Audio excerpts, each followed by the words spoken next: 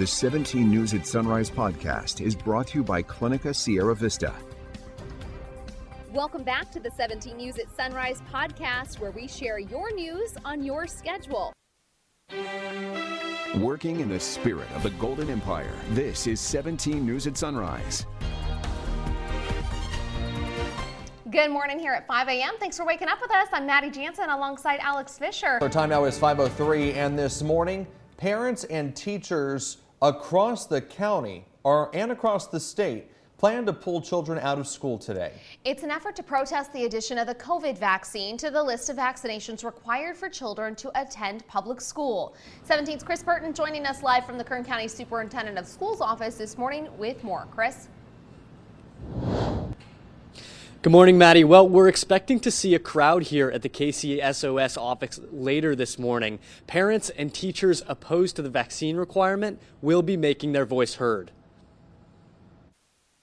Kern County schools might feel empty this morning. Parents and teachers plan to join in with a statewide protest by pulling children out of school. Make a stand. It's just making a point that we're serious about this by pulling their kids out of school on the 18th. Here in Kern County, momentum for the walkout gathered steam after a Norris School Board meeting last week. Multiple parents spoke in opposition to the mandate. Outside the district office, families left a line of shoes representing the children who would not be showing up to school this morning. Over the weekend, an anti-mandate community gathering at Liberty Park drew parents and teachers. A sample letter for every parent to request their school site and their school district not to have any medical procedures, any medical modeling, any medical advisement without a parent present or a lawyer present. They don't have a right to parent our children. Kern County Superintendent of Schools Rob Mazzaros said in a statement, quote, "We respect the right for people to peacefully advocate for their beliefs. However, protesting by keeping students out of school will only lead to lost learning time." But parents say the walkout is necessary to protect their right to choose. Our tax dollars that pay for these public schools, we have every right for our students to attend these schools and have the liberties of all vaccinated kids or not vaccinated kids. Well, obviously, as the morning goes on, this will be a developing story, so we'll have more information for you right here on 17 News. Live in Bakersfield, Chris Burton, 17 News. All right, thank you, Chris. Breaking news overnight, at least one person's dead after a head-on crash near Arvin. According to CHP, it was reported just before 2 a.m. on Wheeler Ridge and Teal Roads. CHP reports a semi-truck and another car hit each other head-on, and the semi ended up in a ditch. It's unclear what led up to the crash or if drugs or alcohol were involved. 17 News is your local election headquarters, and this morning, it appears Assemblymember Rudy Salas is planning a run for Congress. While he has yet to make a formal announcement, Salas's website makes clear he plans to unseat Hanford Republican David Valadao. If Salas does run, he'll join a growing list of Democratic candidates in the running for the 21st District seat, including Delano Mayor Brian Osorio, former Assemblymember Nicole Parra, and former Dianne Feinstein staffer Angel Laura. California's primary election day is set for June 7th, 2022.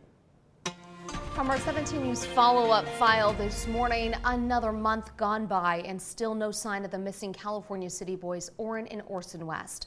A community prayer was held this weekend at the last known place where the boys supposedly lived. Thursday will mark 10 months since Orson and Orrin West, known as Classic and Sincere to their biological family, were reported missing by their adoptive parents. Saturday's prayer was held as a sign of gratitude for supporters in Cal City and to those who continue the search. The case has drawn attention and support from hundreds in our community, including family members of other missing people out of California City. Them coming, supporting us, we're able to support them. So it brings us together, you know, and it got us real close and you know, we're like family. And we want people to know that we're not silent. The case will not go cold. And we want the people in the neighborhood, if you know something, please, you know, I'm just asking if they know something, say something. The Bakersfield Police Department is in charge of the investigation. If you know anything about where the brothers might be, you're asked to call the secret witness line at 322-4040. In your 17 Court Watch this morning, a man has been found guilty and in a murder and rape case from 4 years ago. Kern County District Attorney Cynthia Zimmer says a jury found Gerardo Rodriguez guilty in the murder of 15-year-old Stacy Duke. The killing happened in April 2017 at a home on Dory Drive near Plans Road. Investigators say Rodriguez strangled the teen after physically and sexually assaulting her. He was found guilty of first-degree murder charges and could face a life sentence without the possibility of parole. Rodriguez is scheduled to be sentenced November 15th. 5:08 your time now, and turning to your 17 Crime Watch. A man was shot and killed in Lamont Saturday evening. Sheriff's deputies say it happened in the area of Primrose Avenue and Paradise Road around 5:15. The sheriff's office says a white vehicle sped away from the scene after the gunfire, but no description of a suspect is available. This brings our number of homicides this year in Kern County to 112. A person was killed in a crash east of Bakersfield on Saturday. CHP officers were called to Comanche Drive and Hermosa Road at about 7 p.m. Officials say the car appeared to have crashed into a semi-truck before hitting a pole and going off the roadway. One person was killed. It is unclear what caused this accident or if anyone else was hurt. And earlier that day, a person was killed in a rollover crash along Highway 58 in Mojave. The crash was reported just after 6:30 in the morning on Highway 58 near exit 172. That's according to CHP. The cause of the crash was not immediately known. Bakersfield police are asking for your help finding a missing man considered at risk. BPD says 52-year-old Theodore Luis Cisco was last seen around 8:30 Saturday morning in northwest Bakersfield.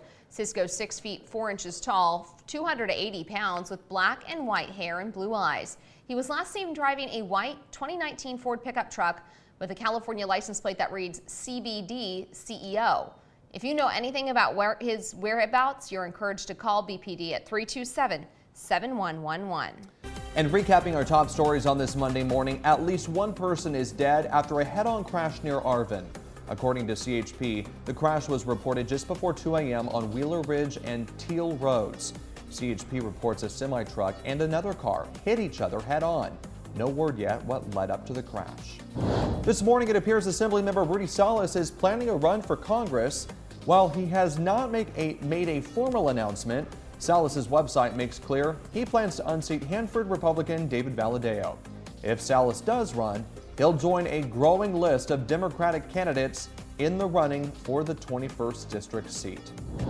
Thursday marks 10 months since California City boys Orrin and Orson West were reported missing, and there is still no sign of the brothers.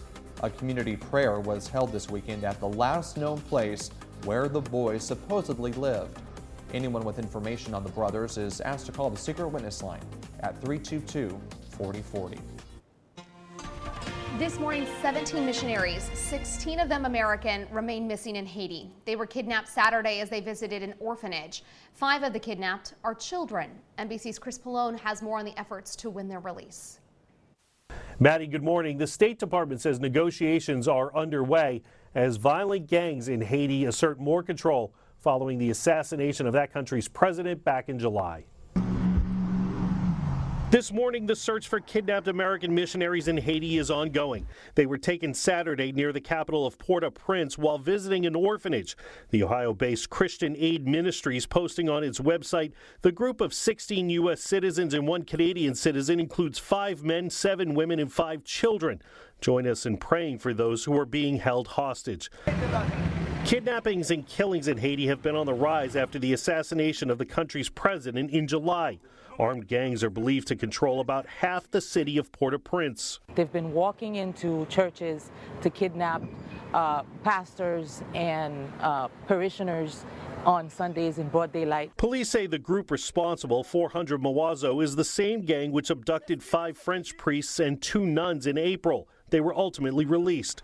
A senior State Department official tells NBC News, "We are engaging with Haitian authorities at the senior-most levels." People familiar with the situation say violence and lawlessness has only gotten worse after Haiti's president was killed in August's devastating earthquake. When you assassinate a president, there's no authority running the country. You have a very weak prime minister. Then there's a power vacuum. And then when you have a power vacuum, the gangs, they stepped up and to fill that void. Congressman Adam Kinzinger promising a robust response from the U.S. government. We keep them in our prayers, and the U.S. government will do everything we can to get them back. Today, people in Haiti to help in need of help themselves. At least 328 kidnapping victims had been reported to Haiti National Police by September. That's at least 100 people more than were reported in all of 2020.